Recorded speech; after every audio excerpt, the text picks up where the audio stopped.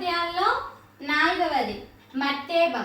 మత్తేబం లక్షణాలు తెలుసుకుందాం. చూడండి, ప్రతి పాదంలో వరుసగా గణాలు ఏవొస్తాయంట?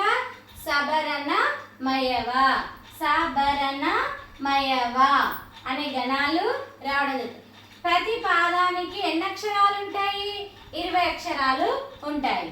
అలాగే 4 పాదాల్లో ప్రాస నియమం ఉంటుంది. ప్రతి పాదంలో మొదటి అక్షరం నుంచి 14వ అక్షరంలో యతిమైత్రి చెల్లుతుంది. అలాగే చూడండి, 4 పాదాలకు లక్షణాలు సమానం. ఉత్పలమాల తీసుకున్నా, చెంపకమాల తీసుకున్నా, శార్దూలం తీసుకున్నా, మత్తెబం తీసుకున్నా, ఈ 4 పద్యాల్లో వీటిని వృత్త పద్యాలు అంటాం కదా. వృత్త పద్యాల్లో ఏవి తీసుకున్నా కూడా అందులో ప్రాస నియమము తప్పనిసరిగా ఉంటుంది.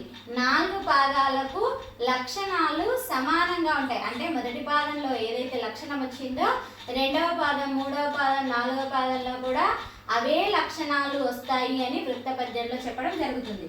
చూడండి, మనకు మత్తేబంలో ఒక పద్యం తీసుకొని దాన్ని మళ్ళీ మనం ఘన విభజన చేద్దాం. ఇక్కడ సా, సా అంటే ఏంటి? రస్వాక్షరం కాబట్టి, దీర్ఘాక్షరం కాదు కాబట్టి మనకేమవుతుంది? లఘువు. ఇక్కడ రా కూడా దీర్ఘాక్షరం కాదు కాబట్టి లఘువు. సో అంటే సా కోత్వం దీర్ఘం ఉంది కాబట్టి ఇది దీర్ఘాక్షరం కాబట్టి ఇక్కడ గురువు. లా, ఇక్కడ ఒకవేళ మనం ఇక్కడ దీర్ఘం లేకపోయినా ఇక్కడ ద్విత్వాక్షరం ఉంది కాబట్టి దాని ముందున్న అక్షరం మనకేమవుతుంది? గురువు అవుతుంది. ఇక్కడ ఒకటి గుర్తు పెట్టుకోవాలి, ఇది ఈ అక్షరం యువతలికి వచ్చిన అక్షరము ఒకవేళ ఇక్కడికి సంబంధం ఉంటేనే, ఈ 2, 3 అక్షరాలు 4 అక్షరాలకు సంబంధం ఉంటేనే ఇక్కడ వర్తిస్తుంది. ఒకవేళ ఈ అక్షరం దీనికి సంబంధం లేదు అంటే ఈ పదం ఈడు వరకే అయిపోయింది. సరస సొల్లాసికి, సరసొల్లాసికి అనేది ఈ మొత్తం ఒక పదం కాబట్టి ఈ పదానికి, ఈ అక్షరానికి ఇది వర్తిస్తుంది. ఒకవేళ ఈడికే పదం అయ్యింది, ఈ దానికి వర్తించదు అన్నప్పుడు దీనికి వర్తించదు లఘు గురువులు చేసేటప్పుడు. అర్థమైందా? పడవ, కడవ అన్నాం అనుకో. ఇప్పుడు చూడండి, కడవ, పడవ, పడవ అంటే ఇది ఈ 3 వేరే, ఈ 3 వేరే. అంటే ఈ పదానికి ఈ పదం సంబంధం లేదు. ఫ, ఫ అని ఉందనుకో, ఇది ఇక్కడ గురువు కాదు. ఎందుకంటే ఈ 3 అక్షరాలు ఒకటే పేరు ఇక్కడ అయిపోయింది, మళ్ళీ ఇవ్వలేదు. ఒకవేళ ఇది కూడా దీనికి సంబంధం ఉంది అనుకుంటే అప్పుడు ఇక్కడ గురువు అనేది వర్తిస్తారు. గుర్తుపెట్టుకోండి. కొన్ని పద్యాల్లో ఉన్నప్పుడు ఇక్కడ వరకే వచ్చింది కదా గురువు, ఇక్కడ ఎందుకు వచ్చింది, ఇక్కడ రాలేదు కదా, ఇక్కడ ఎందుకు వచ్చింది, అట్లా కొన్ని సందర్భాల్లో కొన్ని పద్యాల్లో కనిపిస్తాయి మనకి. అంటే మనము పదం ఎక్కడి వరకు పూర్తయింది, ఎక్కడి వరకు దాని మీనింగ్ ఉందో అది గుర్తుపెట్టుకోవాలి. చూడండి, ఇక్కడ లాకు దీర్ఘం ఉంది కాబట్టి ఇది గురువు అవుతుంది. ఇక్కడ దీర్ఘాక్షరం కాదు కాబట్టి లఘు అవుతుంది. కి అనేది కూడా దీర్ఘాక్షరం కాదు కాబట్టి లఘు అవుతుంది. ఇక్కడ సత్య అంటే యావత్తు, యావత్తు కాబట్టి ఇక్కడ సంయుక్తాక్షరం ఉంది కాబట్టి ఇది సా గురువు అవుతుంది. ఇక్కడ ఇది లఘు అవుతుంది. వా, వా అంటే దీర్ఘం కాబట్టి గురువు అవుతుంది. వా అనేది దీర్ఘం కాబట్టి, దీర్ఘాక్షరం కాబట్టి గురువు అవుతుంది. ఇక్కడ ది లఘువు, ఇక్కడ కా లఘువు, నీ లఘువు. ఎందుకంటే ఇవి దీర్ఘాక్షరాలు కావు కాబట్టి 3 లఘువులే అయినాయి. చూడండి, ఇక్కడ సా, తాకి సా వస్తుంది అంటే సంయుక్తాక్షరానికి ముందున్న అక్షరం ఏం కావాలి మనకు? గురువు. మళ్ళీ ఇక్కడ తాకి 0 ఉంది, స్థా అయినా 0 ఉంది, స్తం, సస్తంతానం, సస్సంతానం అని అర్థం. ఇక్కడ గురువు అవుతుంది, 0 ఉంది కాబట్టి గురువు అవుతుంది. ఇక్కడ తాకు దీర్ఘం ఉంది కాబట్టి గురువు అవుతుంది. ఇక్కడ నా లఘువు, సాకు 0 ఉంది కాబట్టి గురువు. ఇక్కడ షో దీర్ఘం ఉంది కాబట్టి గురువు. ఇక్కడ భి దీర్ఘం లేదు కాబట్టి లఘువు. మళ్ళీ కిన్ మనం పొల్లక్షరాలు ఏమవుతాయి అన్నాము? గురువులు అవుతాయి. అంటే ఈ రెండు అక్షరాలని ఒకే అక్షరం పొల్లు అక్షరం మొత్తాన్ని కలిపి మనం ఏమవుతుంది గురువు. చూడండి ఇక్కడ మనకి ఏం రావాలి, గణాలు ఏమి రావాలి, సబరణ మయవ అనేది రావాలి. మనకు లఘువు లఘువు గురువు, లఘువు లఘువు గురువు ఎక్కడుంది చూడండి, సా రావాలి మనకి. ఇక్కడ శాఖ నుంచి చూడాలి, లఘువు లఘువు గురువు సా. ఇక్కడ చూడండి, సా అంటే సగనం, భా అంటే భగనం, రా అంటే రగనం, నా అంటే నగనం, మా అంటే మగనం, యా అంటే యగనం, వా అంటే వగం. అంటే కాకపోతే మనకు గణాలు నజ భజ జర మస జస తతగా సబరణ మయవ అని మనకు పలకడానికి వీలుగా, కానీ అవి గణాలు. మనం గణాలే అంటున్నాం కదా, ఇక్కడ వీటిని ఏమంటున్నాం, ఏం గణాలు వస్తాయి అంటున్నాం, సబరణ మయవ అనే గణాలు వస్తాయి అంటున్నాం. అలా చూడండి ఇక్కడ సగనం. మళ్ళీ చూడండి గురువు లఘువు లఘువు, ఆది గురువు ఏమనుకున్నాం మనము భగనం, ఆది గురువు ఏంటి భగనం. బా నుంచి చూడండి గురువు లఘువు లఘువు, ఆది గురువు అంటే ఆది అంటే మొదట, ఆది గురువు అంటే మొదట.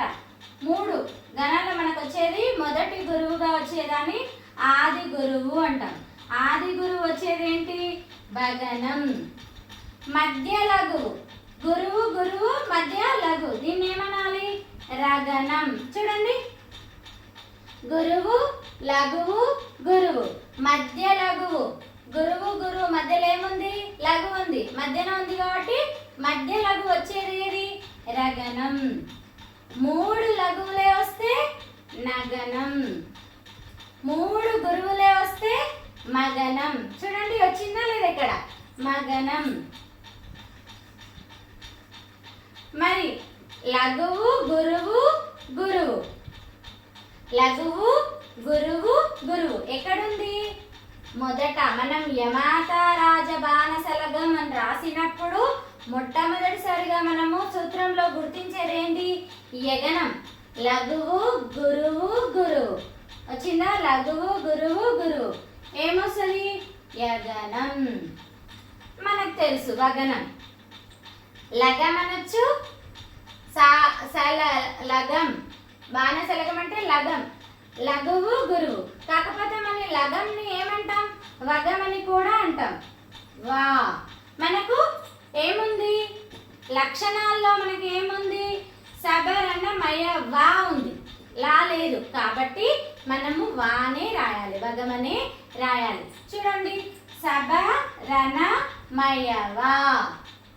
ఎన్ని అక్షరాలు ఉంటాయి ఇందులో, మధ్యమంలో ఎన్ని అక్షరాలు ఉంటాయి 20 అక్షరాలు ఉంటాయి. ఉన్నాయా లేదా చూడండి, 3 3 6 9 12 15 18 20 ఉన్నాయా, ఉన్నాయి. చూడండి ఇప్పుడు మనకి ఇంకోటి ఏంటి 14వ అక్షరం, మొదటి అక్షరం నుంచి 14వ అక్షరానికి యతి మైత్రి ఉండాలి. అంటే సా యొక్క స్నేహితుడు ఎక్కడ ఉన్నాడో వెతుక్కోవాలి. ఎన్ని అక్షరం కాడ ఉన్నట్టు 14వ అక్షరం కాడ ఉన్నట్టు కదా యతి మైత్రి. చూడండి సా ఫస్ట్ సా, తర్వాత స్థ స్థం, ఇక్కడ కూడా సా తాకి సావత్తే ఉంది కదా స్థం సస్తం స్థం అంటే సా పలుకుతున్నాం. ఇక్కడ స్థ అంటే మొదటి అక్షరం నుంచి 14వ అక్షరం ఏది అంటే సా స్థ.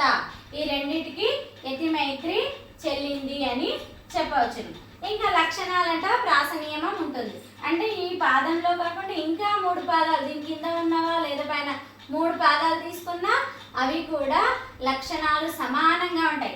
అంటే సబరణమయవ వచ్చిందంటే మిగతా 3 పద్యాల్లో కూడా సబరణమయవానే రావాలి.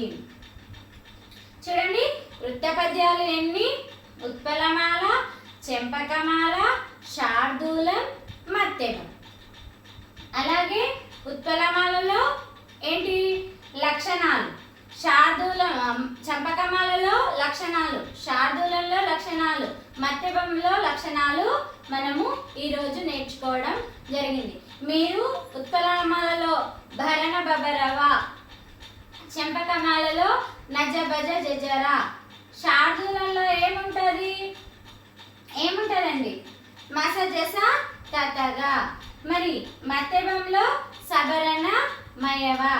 ఒక దాంట్లో 20 అక్షరాలు, ఉత్పలమాలలో 20 అక్షరాలు, చంపకమాలలో 21 అక్షరం, శార్దూలంలో 19 అక్షరాలు, మరి మత్తేబంలో మళ్ళీ 20 అక్షరాలు ఉండడం జరుగుతుంది. మరి ఉత్పలమాలలో యతిమైత్రి ఎక్కడ ఏ అక్షరంలో చెల్లుతుంది అంటే 10వ అక్షరంలో చెల్లుతుంది. మరి చెంపకమాలలో 11వ అక్షరంలో చెల్లుతుంది. మరి శార్దూలంలో 13వ అక్షరంలో చెల్లుతుంది. మరి మత్తేబంలో 14వ అక్షరంలో యతిమైత్రి ఉంటుంది. 4 పాదాల్లో లక్షణాలు సమానంగా ఉంటాయి. ప్రాస నియమం చెల్లుతుంది అంటే వృత్త పద్యాల దేనికైనా ఈ లక్షణాలు తప్పకుండా రాయొచ్చు. 4 పాదాలు ఉంటాయి, వృత్త పద్యంలో 4 పాదాలు ఉంటాయని కూడా రాయొచ్చు. అది కూడా ఒక లక్షణం. వృత్త పద్యానికి 4 పాదాలు ఉంటాయి. ఎందుకంటే మిగతా పద్యాల్లో కూడా 4 ఉంటాయి, ఉపజాతులు కానీ జాతి పద్యం. కాకపోతే కొన్నిటికి మనము సౌలతి కొరకు ఒక పాదాన్ని 2 లైన్గా అంటే 2 పాదాలుగా విభజించుకొని కూడా ఘన విభజన చేయడం జరుగుతుంది. అది మనం ఉపజాతి పద్యాలు జాతి పద్యాలు చెప్పుకునేటప్పుడు మళ్ళీ నేను వాటి గురించి వివరిస్తాను.